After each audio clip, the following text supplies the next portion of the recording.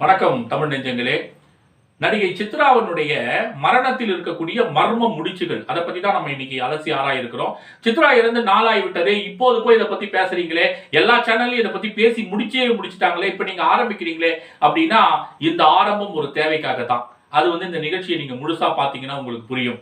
சித்ராவினுடைய மரணத்தில் இருக்கக்கூடிய மர்ம முடிச்சுகள் அப்படின்னு நம்ம பார்ப்பதற்கு முன்பாக, ஆரம்பத்தில் அந்த அம்மா இறந்த போது, அந்த சித்ரா என்ற நடிகை இறந்த போது அது கொலையா தற்கொலையான்றதே ஒரு பெரிய கேள்விக்குறியாக இருந்தது. அப்புறம் நம்முடைய காவல்துறையினுடைய இன்வெஸ்டிகேஷன் முடிவுகள் அது தற்கொலை தான், கொலை இல்லை அப்படின்னு ஊர்ஜிதப்படுத்தி இருக்கிறது. நாம எந்த ஒரு விஷயத்தையும் இது கொலை தான், இது தற்கொலை தான் நம்ம கிரிட்டிசைஸ் பண்ணி நம்ம சொல்லக்கூடாது, ரொம்ப தவறு.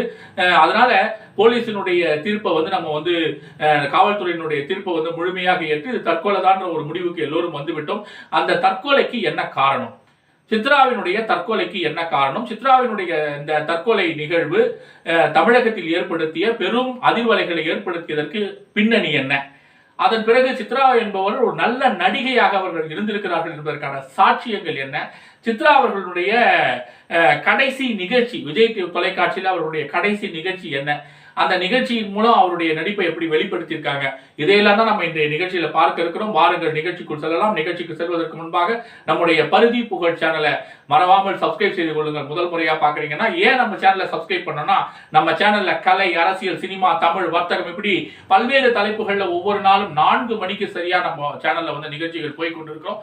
இன்னைக்கு இந்த விஷயத்தை நம்ம அலசி ஆராயிருக்கிறோம். நீங்க சப்ஸ்கிரைப் செய்தா மட்டும் போறாது, மறக்காம நம்ம சேனலுடைய பெல் ஐகானை மறக்காம பிரஸ் பண்ணுங்க. அப்பதான் நம்ம ஒவ்வொரு வீடியோ போடும்போது உங்களுக்கு நோட்டிபிகேஷன் சேரும். அது மட்டும் இல்லாம ஆல்ன்றதை பிரஸ் பண்ணுங்க. அப்பதான் அத்தனை வீடியோக்களையும், நம்ம சேனல்ல போட்டிருக்கக்கூடிய அத்தனை வீடியோக்களையும் நீங்கள் கண்டு மகிழ முடியும். வாருங்கள் அலசி ஆராய்வோம்.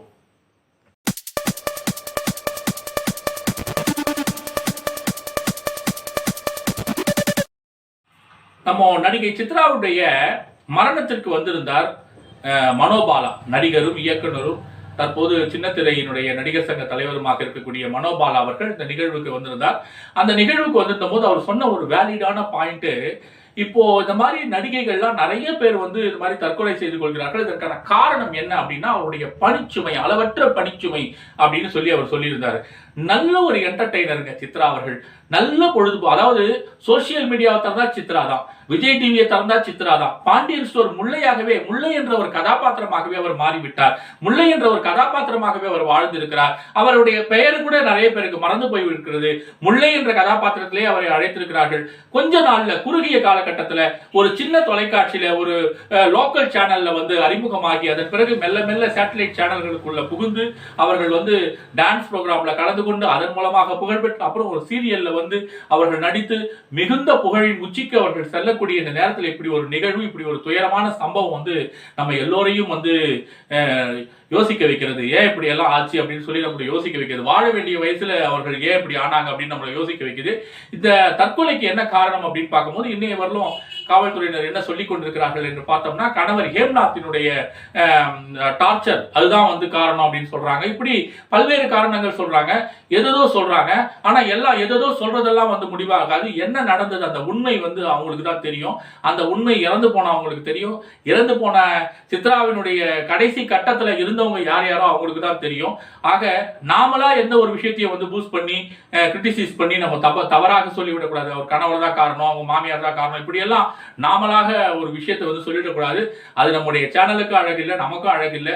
அதனால அவருடைய தற்கொலைக்கு காரணம் என்னன்னு சொல்லும் போது ஒரு வேலிடான பாயிண்ட் மனோபாலா சொன்ன அந்த பணிச்சுமை தான். மற்றவர்களை சிரிக்க வைக்கிறதுக்கும், மற்றவர்களை என்டர்டெயின் பண்றதுக்கும், மற்றவர்களை எங்கேஜ் பண்றதுக்கும் தன்னுடைய நேரத்தை, காலத்தை எவ்வளவு செலவிட்டு இருக்கிறாங்க இந்த நடிகை என்றது நமக்கு தெல்ல தெளிவாகுது. டிக்டாக், ஹலோ, இப்படி பல சோசியல் மீடியால இவங்க வருவாங்க, இவர்களுடைய நடனம் ஆடுவாங்க, நல்ல நகைச்சுவையா இருப்பாங்க, நகைச்சுவையான நிகழ்ச்சிகளை இவர்கள் தருவாங்க, எல்லோரையும் சிரிக்க வைப்பாங்க, மகிழ வைப்பாங்க.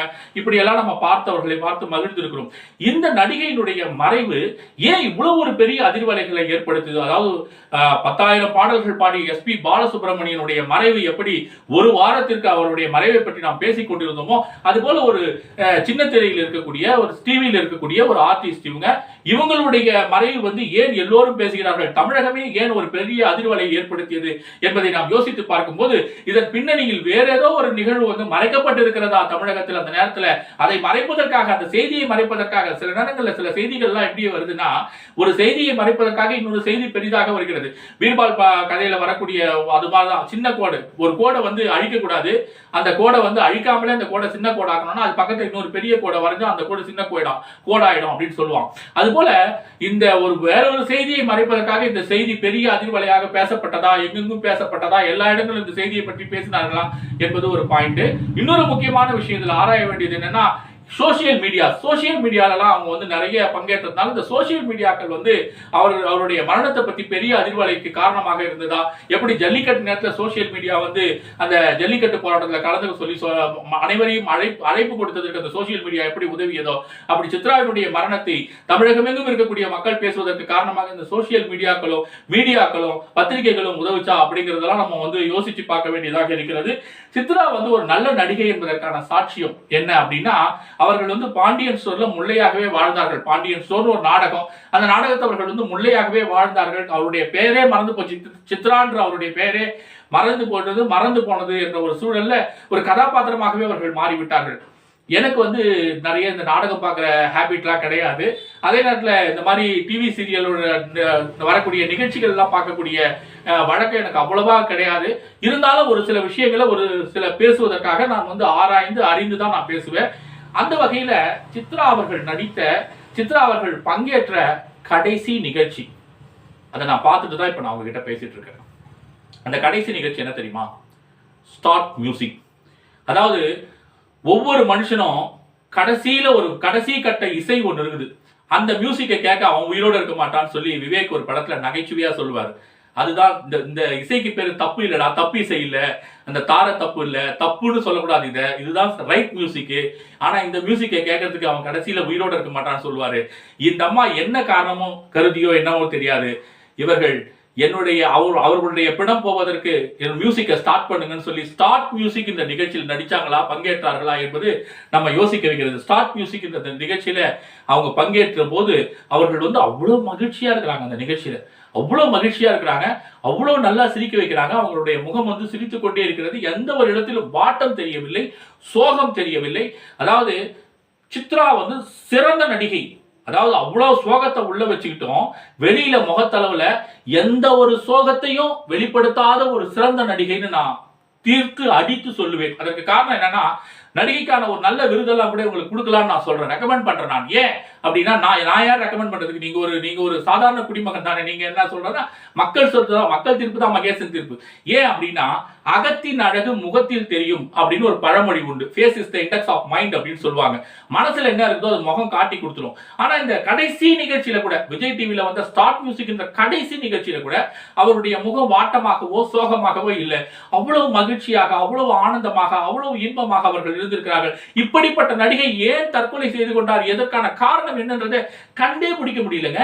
அந்த முகத்துல அந்த வாட்டமோ சோகமோ எதுவுமே தெரியல, அந்த நடிப்பு மட்டும்தான் தெரியுது. அதனால தன்னுடைய உண்மையை அப்படியே மறைத்து, உள்ளத்து உண்மையை அப்படியே மறைத்து சிறந்த முறையில் அந்த நடிப்பை மட்டுமே வெளிப்படுத்தி இருக்கக்கூடிய இந்த நடிகை கொஞ்சம் வாழ்வியல் சூழலையும் புரிந்து வாழ்ந்திருந்தா அந்த பக்குவம் அவங்களுக்கு இல்லாம போச்சே. அதை நினைக்கும் போதுதான் நமக்கு மிகச்சிறந்த நடிகையா இருக்காங்க. அந்த அளவுக்கு நடிப்பை கற்றுக்கொண்டு இருக்கிறார்கள் அவர்கள். அதாவது சார்லி சாப்ளின், உலகத்தையே சிரிக்க வைத்த ஒரு உயர்ந்த நடிகர் சார்லி சாப்ளின், நகைச்சுவை நடிகர். அப்படிப்பட்ட சார்லி சாப்ளின் என்ன சொல்லுவான் அப்படின்னா, நான் அழுவது கூட மழையில் தான் இருக்க வேண்டும் என்று சொல்வான். மழையில் நான் அழுதால் தான் நான் அழுவது கூட இந்த உலகிற்கு தெரியாது என்று சொல்வான். அப்படி தன்னுடைய சோகத்தை மறைத்துக் கொண்டு உலகத்தை சிரிக்க வைத்த சார்லி சாப்ளினை பார்க்கும் போது, அதே அந்த சார்லி சாப்ளினை பார்த்த, அந்த சார்லி சாப்ளினை படித்த நாம் இந்த நிகழ்ச்சியை பார்க்கும்போது, கடைசி நிகழ்ச்சியை பார்க்கும்போது, இந்த சித்ரா மிகச்சிறந்த நடிகை என்றுதான் எனக்கு தோன்றுகிறது. காரணம் என்ன அப்படின்னா, அப்படி ஒரு அந்த அத்தனை சோகத்தையும் மறைச்சிட்டு அப்படி ஒரு இன்பமா அவங்க மியாவ் மியாவ் பூனை அப்படின்னு மியான்னு கத்துறாங்க அந்த நிகழ்ச்சியில. அந்த பூனை காதல் வந்தா எப்படி கத்தும், கத்தி காட்டுறாங்க. அந்த பூனைக்கு அவசரம் வந்துருச்சு, வயிற்ற கலக்கிடுச்சு. அந்த பூனை எப்படி கத்தும்? கத்தி காட்டுறாங்க. அந்த பூனைக்கு ஒரு சோகம் வந்துருச்சு, அந்த பூனை எப்படி கத்தும்? கத்தி காட்டுறாங்க. அந்த பூனையாகவே மாறி பூனை மாதிரியே கத்துறாங்க. அப்படி ஒரு நளினம், அப்படி ஒரு அழகு, அப்படி ஒரு அந்த நடிப்பினுடைய திறமை வெளிப்பாடு. இதுதான் இந்த நடிகர்களுக்கு, நல்ல நடிகர்கள் மேடையில மட்டும் நடிச்சா பரவாயில்ல, நடிகர்கள் திரையில் மட்டும் நடித்தால் பரவாயில்லை, எல்லா இடங்களிலும் நடிகர்கள் சில நேரங்கள் நடித்துக் கொண்டே இருக்கிறார்கள். அந்த நடிப்பின் வெளிப்பாடு தான் அவங்களுடைய உள்ள நிலை என்ன, உண்மை நிலை என்ன என்பது கண்டுபிடிக்க முடியாமல் போய்விடுகிறது. நடிகர்கள், நடிகைகள் இவங்க எல்லாம் இவருடைய வாழ்க்கையெல்லாம் நம்ம புரட்டி பார்க்கும்போது அவர்கள் திரையில் மட்டும் நடித்தால் பரவாயில்லை, எல்லா இடங்களிலும் அவர்கள் நடிக்கிறார்கள். நீங்கள் புரிந்து கொண்டிருப்பீர்கள் என்று நினைக்கின்றேன். எல்லா இடங்களிலும் அவர்கள் நடிக்கிறார்கள். அதனால் அவர்களுடைய உண்மை நிலை என்ன, உள்ள நிலை என்ன என்பதை நம்மால் புரிந்து கொள்ள முடியாத ஒரு சூழலுக்கு நாம் தள்ளப்படுகிறோம். அந்த வகையில் சிறந்த நடிகையாகத்தான் இந்த சித்ராவை நான் பார்க்கிறேன். இந்த சித்ராவினுடைய மரணத்தில் இருக்கக்கூடிய மர்ம முடிச்சுகள் எல்லாம் ஒவ்வொன்றாக இன்னும் அவிடத்தான் போகிறது. நாம் தெரிந்து கொள்ளத்தான் போகிறோம். இல்லை இது ஒண்ணுமே இல்லாம வேறொரு செய்தி பெருசாகி பூமாயி இந்த செய்தி அப்படியே மறைக்கப்பட்டு விடுமா என்பதும் நமக்கு தெரியல. இந்த செய்தியை நாம் எல்லாம் மறந்து போய் விடுவோமா என்பதும் நமக்கு தெரியவில்லை. ஆக நடிக்க தெரிந்த சித்ராவிற்கு வாழ்க்கையை படித்து வாழ்க்கையை வாழ தெரியவில்லையே என்பதுதான் நம்முடைய வருத்தம். இந்த பதிவினை நீங்கள் விரும்பினால் லைக் செய்யுங்கள், பகிர விரும்பினால் ஷேர் செய்யுங்கள். மறவாமல் நம்முடைய பரிதி புகழ் சேனலை சப்ஸ்கிரைப் செய்து கொள்ளுங்கள். இந்த ஒரு ஆழமான சிந்தனையோடு உங்களை சந்தித்த நான் அடுத்து ஒரு நிகழ்ச்சியில் சந்திக்க இருக்கிறேன். நன்றி, வணக்கம்.